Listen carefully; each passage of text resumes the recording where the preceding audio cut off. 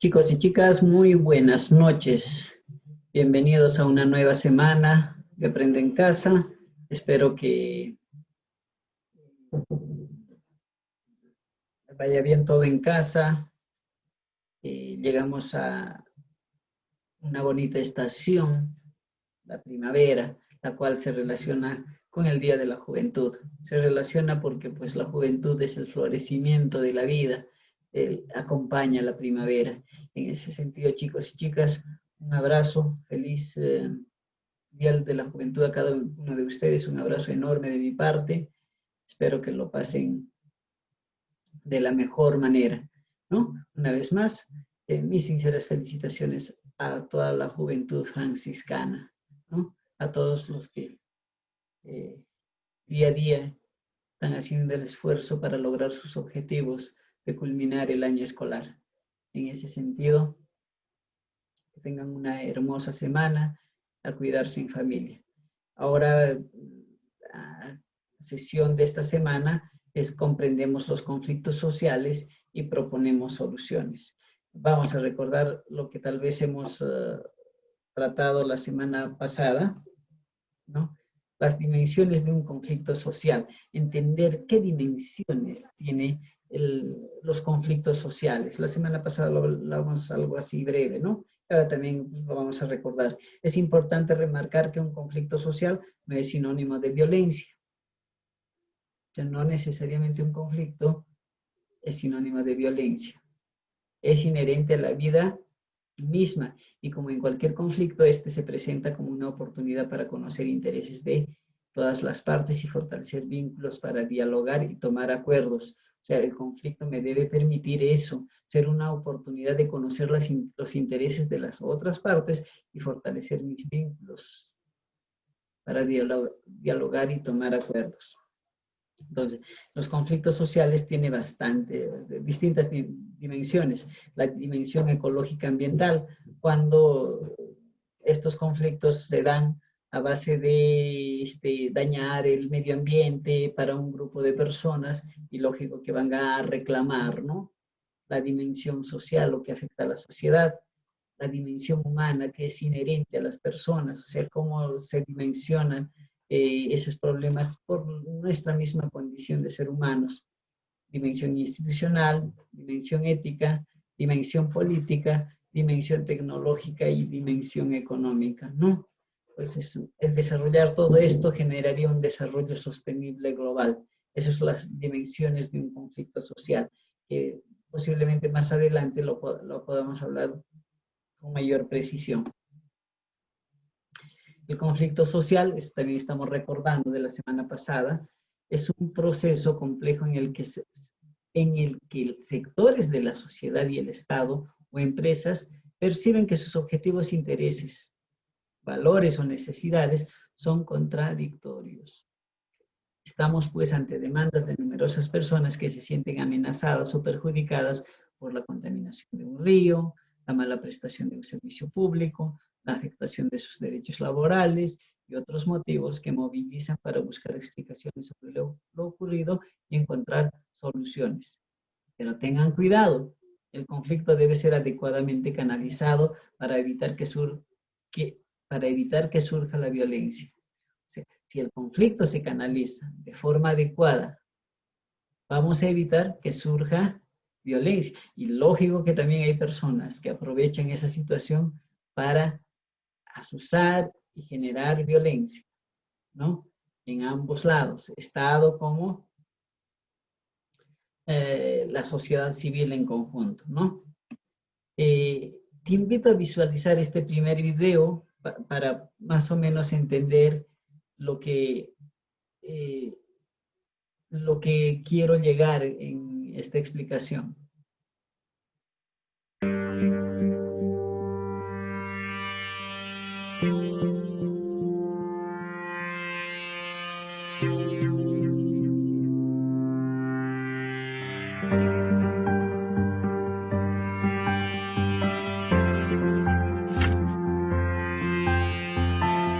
En los últimos 10 años se presenta en nuestro país un tipo de conflicto frecuente: No es armado, pero puede ser violento. No busca destruir el sistema político, pero cuestiona el funcionamiento del Estado o del mercado.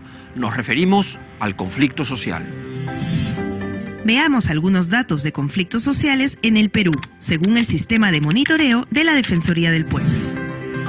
Cuando se comenzaron a registrar los conflictos en el 2004, la cifra llegaba a 93 casos al año. 10 años después, esta cifra alcanza los 276.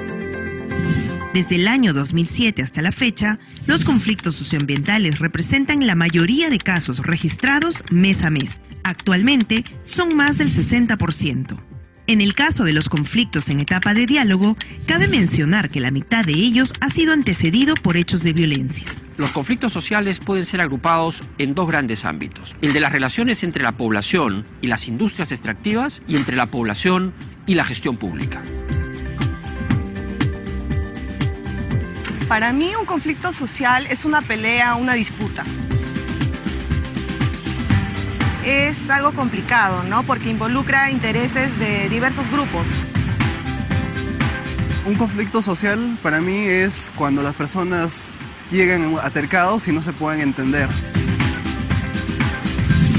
Un conflicto social es un proceso complejo en el que sectores de la sociedad, el Estado o las empresas perciben que sus objetivos, intereses, valores o necesidades son contradictorios. Estamos, pues, ante demandas de numerosas personas que se sienten amenazadas o perjudicadas por la contaminación de un río, la mala prestación de un servicio público, la afectación a sus derechos laborales u otros motivos, y que se movilizan para buscar explicaciones sobre lo ocurrido y encontrar soluciones. Pero cuidado, el conflicto debe ser adecuadamente canalizado para evitar que surja la violencia. Cada conflicto tiene por lo menos 3 elementos que lo componen. 1. Los actores. Son aquellos cuyos intereses están directamente enfrentados. De un lado, los que plantean las demandas, y del otro, los presuntos responsables de los problemas. También son actores los que colaboran en la solución de los problemas. Por ejemplo, la Defensoría del Pueblo. 2. Los problemas.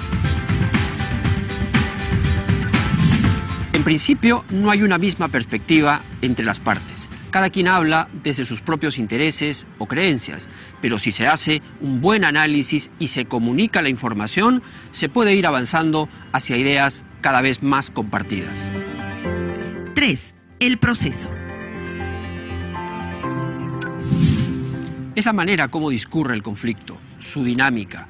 Pueden haber protestas sociales o medidas de fuerza destinadas a presionar para alcanzar los objetivos, pero pueden haber también procesos de diálogo guiados por reglas aceptadas por las partes, o reuniones precarias y poco confiables. Pero también se puede contar con facilitadores o mediadores, o tener una negociación directa. Está claro que los procesos que están más cerca de alcanzar soluciones son aquellos que tienen legitimidad y que son colaborativos y eficaces. Los conflictos sociales revelan un malestar y una posible falla en el funcionamiento del Estado o del mercado, pero hay que asumirlos como oportunidades para comprender realidades diversas y resolver problemas complejos. Una sociedad democrática debe escuchar atentamente las voces que reclaman algo. De por medio están los derechos, la gobernabilidad democrática, el desarrollo y la cultura de diálogo y paz.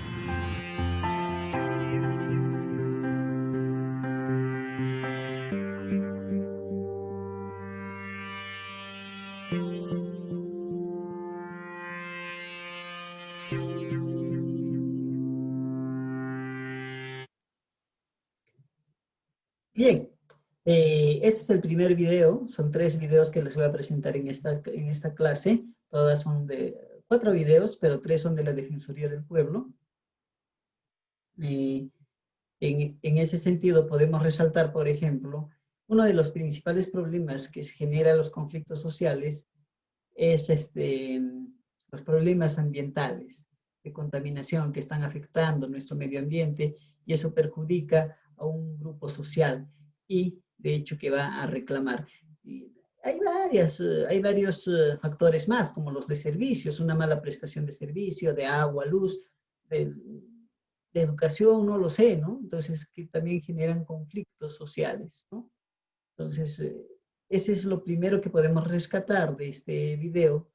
Lo otro es que nos manifiestan que la mitad de los conflictos sociales han antecedido, o sea, antes de dialogar, antes de entablar el diálogo, han antecedido problemas de violencia social, o sea, han protestado, ha habido violencia, ¿no? Entonces, son factores que, por una mala canalización de los conflictos, muchas veces se llega a la violencia. Entonces, no hay una adecuada canalización, no hay un adecuado diálogo, ¿no? Cuando hay un conflicto, se tienen que escuchar las partes. Se tiene que escuchar a los que demandan y a los presuntos culpables de esa situación, ¿no? Presuntos porque no lo podemos confirmar, ¿no? En ese momento. Tienen que escuchar a cada uno de ellos y buscar la negociación, que es un término medio, ¿no? Que es un término medio. En ese sentido, es lo que nos trata de explicar este video, ¿no? Entonces, ahora vamos a pasar al siguiente video.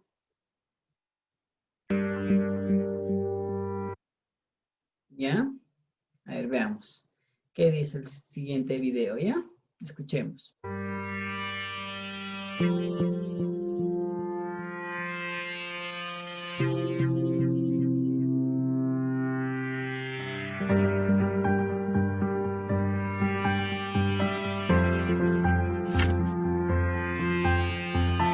¿Recuerdan el caso Bagua? Allí murieron 33 personas, entre civiles y policías, y 200 resultaron heridas. La mayor tragedia en los últimos 15 años en el Perú. En los conflictos sociales se puede observar que la gente se mira con rabia, se amenaza, se agrede. Pero ¿es lo mismo hablar de conflicto social que de violencia? No es lo mismo, como veremos enseguida. La violencia de la que hablamos se manifiesta en bloqueos de carreteras, daños a la propiedad, secuestro de personas o enfrentamientos con la policía. Pero la situación más grave es la muerte de 249 personas y las 3.742 heridas entre los años 2006 y 2014. Si no hay violencia, no nos escuchan. Es que cuando la gente está molesta, es difícil contenerla. Que en ocasiones la policía comete excesos y hay gente que incita a la violencia. La violencia es el uso deliberado de la fuerza física o el poder, con la finalidad de causar en otras personas lesiones o muerte, daño psicológico o afectaciones a su desarrollo. En este sentido, la violencia es el lado negativo, destructivo del conflicto, y ciertamente no es un elemento necesario para que el conflicto exista. En nuestro país, alrededor del 50% de los conflictos sociales son violentos. Giancarlo, cuéntanos, ¿qué formas de violencia se presentan en los conflictos sociales? Las principales formas de violencia que se dan en un conflicto social son las siguientes. 1. Circunstancial. Hay una forma de violencia que surge de manera espontánea, como una reacción enérgica frente a algo considerado perjudicial o agraviante. 2. Prevista. En otros casos, se observa un uso de la violencia más calculado, a modo de mecanismo de presión. 3. Negligente. Y hay una forma de violencia como resultado del descontrol de la protesta o de una acción negligente de algunos efectivos policiales que desencadenan en disturbios graves, atentados y saqueos. ¿Y qué medidas se pueden tomar frente a la violencia en los conflictos sociales? Evitar la demora injustificada en la atención a los problemas, porque esto genera sentimientos de menosprecio que estimulan la agresividad. Persuadir a las dirigencias sociales de que la violencia deslegitima la protesta. Recordar a la Policía Nacional que debe restablecer el orden interno, pero respetando los derechos de las personas y haciendo un uso racional, necesario y proporcional de la fuerza. Si se cometieron delitos, estos no deben quedar en la impunidad. La falta de sanción reproduce la violencia. En una democracia, la autoridad pública tiene el deber de escuchar a los ciudadanos y ciudadanas y de responder oportunamente a sus demandas. Las protestas pacíficas, los liderazgos dialogantes, las conductas de buena fe deben ser valoradas y reforzadas. Debemos apartarnos de la tentación de la violencia y construir confianza entre el Estado y la ciudadanía. El conflicto social es una oportunidad para el cambio. La violencia solo trae destrucción y muerte.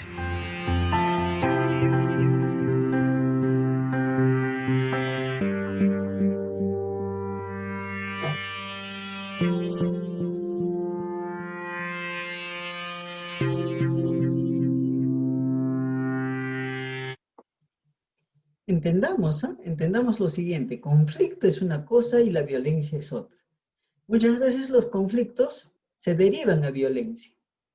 Y nos los dice bien claro en el video que el 50% de los conflictos sociales son derivados o terminan en violencia, por distintos motivos.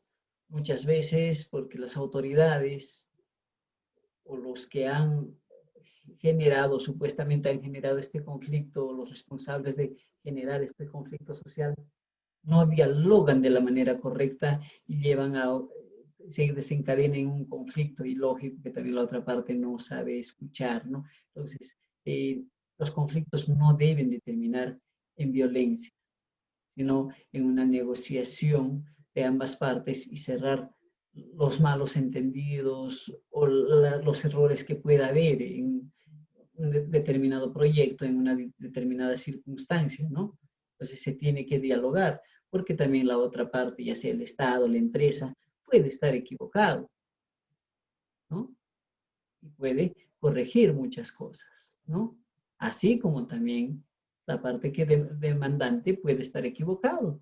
Entonces, es necesario dialogar, sin necesidad de llegar a causar la violencia en estas situaciones de conflictos sociales. Pero lamentablemente en el Perú, por distintos factores, el 50% de los conflictos sociales terminan en violencia, ¿no?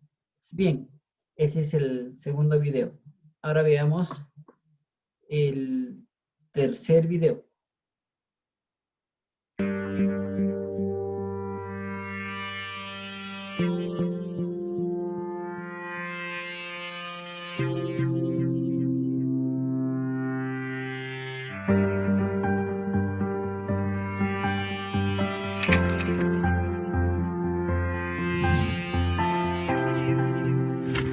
Peruanos y peruanas somos buenos conversadores. Sin embargo, el diálogo tiene un sentido distinto cuando lo orientamos a resolver conflictos. En este caso, hablamos de un tipo de diálogo en el que los participantes actúan con la intención de llegar a acuerdos que los satisfagan. Hay que organizar el espacio, identificar los puntos de controversia y mantener una indispensable actitud constructiva y de confianza. Las partes deben percibir que el diálogo es capaz de transformar positivamente una situación. Pero, ¿confiamos en la eficacia del diálogo para resolver conflictos sociales? En el Perú de los últimos 6 años, el 48% de los conflictos sociales han sido tratados a través de procesos de diálogo. Algunos de ellos han sido improvisados, otros largos y poco eficaces, pero los han habido también exitosos. Las partes lograron desentrañar los problemas, colaborando mutuamente hasta llegar a algunos acuerdos. Pero la frecuencia, intensidad y complejidad de los conflictos sociales son un verdadero desafío para las estrategias de diálogo y para las habilidades personales de los participantes. Un proceso de diálogo es aquel que sirve para saber lo que pasa y ver la manera de poder resolverlo. Es una conversación cuando interactúan las personas. Un proceso de diálogo sirve para llegar a acuerdos y nos da la posibilidad de decir lo que pensamos. El diálogo es un proceso comunicacional en el que las partes en conflicto informan, debaten, crean opciones y negocian con la finalidad de llegar a acuerdos de manera colaborativa. El diálogo es clave para llegar al fondo de los problemas y producir soluciones de amplio consenso. Nos ayuda además a evitar la violencia que tantas desgracias ha traído en nuestra historia. Veamos cómo hacerlo. 1. Generar confianza. Si escaseara la voluntad de dialogar, conviene, antes de empezar, crear confianza entre las partes, aclarando malentendidos y prejuicios, identificando aspectos en común y despertando la conciencia de que los problemas se pueden resolver si lo hacemos juntos. 2. Incluir. Ningún actor primario en el conflicto debe quedar excluido del diálogo. No hay que olvidar además la perspectiva intercultural.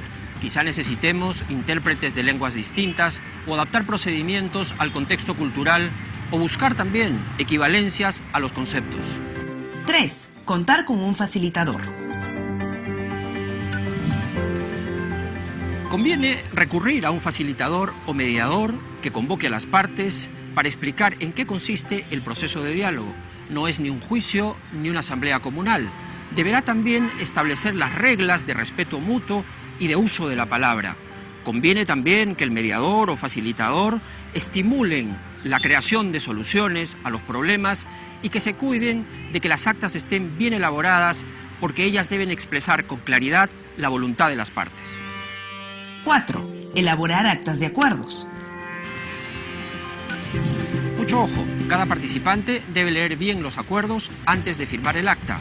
Esta debe tener plazos y responsables de su cumplimiento. Recuerda, un acuerdo que no se cumple es un conflicto que retorna. 5. Evaluar. Cuando el proceso de diálogo haya terminado, es muy necesario hacer una evaluación para identificar aciertos y errores que nos ayuden a legitimar este mecanismo y a educarnos mejor en el diálogo. Todos sentimos alguna vez la pulsión de la violencia, pero si aspiramos a una vida civilizada, es mejor respirar hondo y tomar el camino del diálogo. Hablando y escuchando se entiende la gente.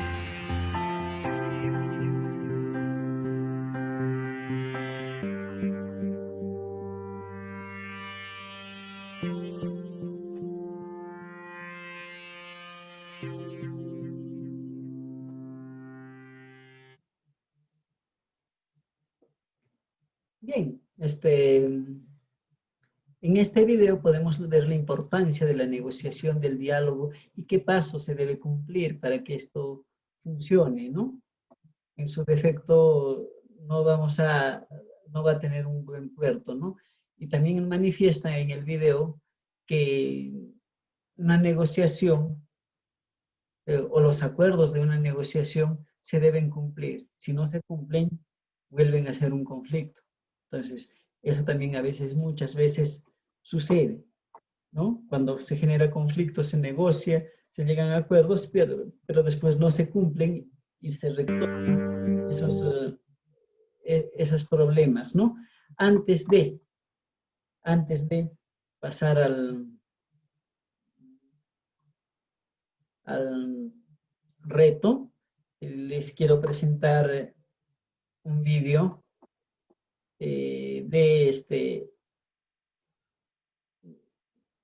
un video sobre la paz, que es un derecho de la humanidad, ¿no? En ese sentido, denme un momento, por favor, voy a compartir mi pantalla.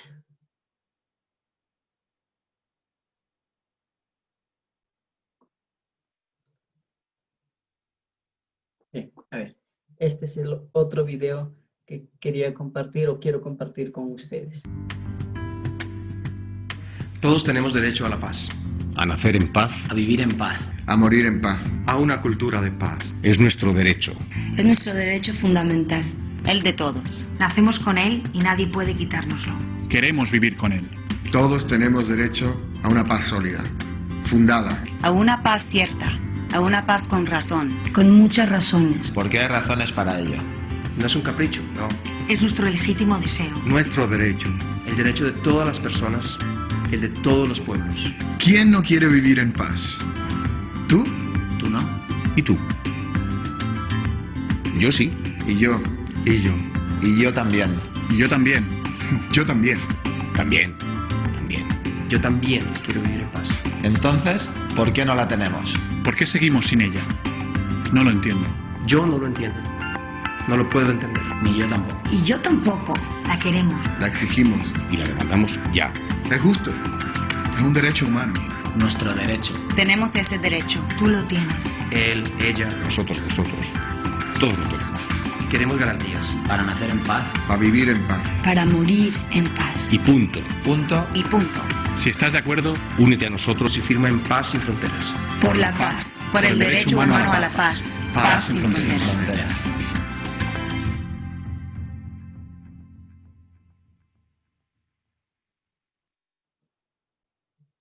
Bien, este video habla del derecho que tenemos, todos de vivir en paz, de tener una cultura de paz, ¿no? Pero muchas veces no lo tenemos. Pero aquí hay algo que quiero resaltar. Muchas veces exigimos lo que por derecho nos corresponde, y eso es bueno. Pero también para esos derechos necesitamos cumplir ciertos deberes. Si yo requiero vivir en paz, también debo dejar que los demás vivan en paz. Debo de contribuir para que nuestra sociedad en conjunto viva en paz. Conflictos los vamos a tener. Si no, la esencia humana dejaría de ser, dejaría de existir. El hombre, el ser humano por naturaleza, tiene conflictos día a día. El detalle es no llegar a la violencia y cortar esos conflictos a base de diálogo, de negociación.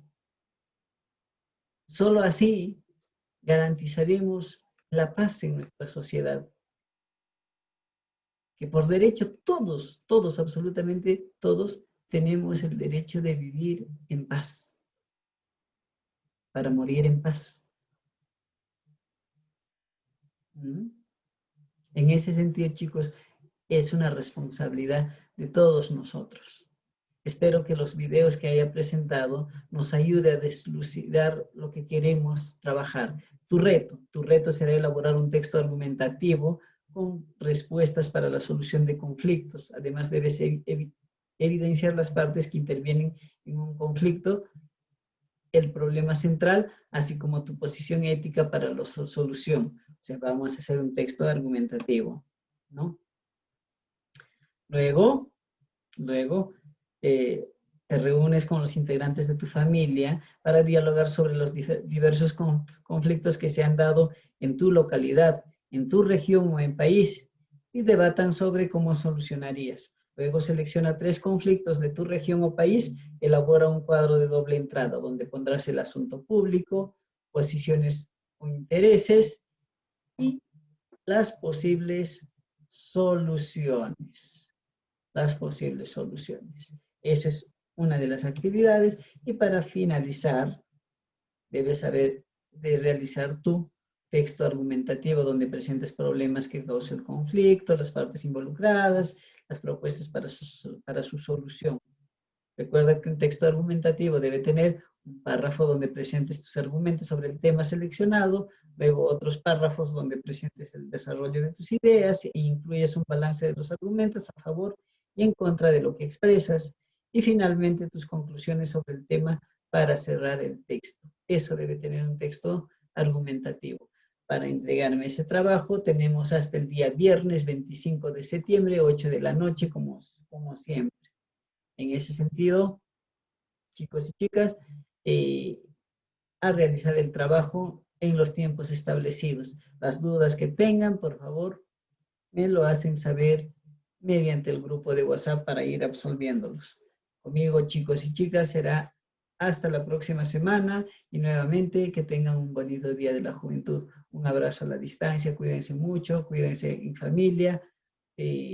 Pronto saldremos de esta situación sanitaria y nos estaremos volviendo a encontrar en nuestras aulas.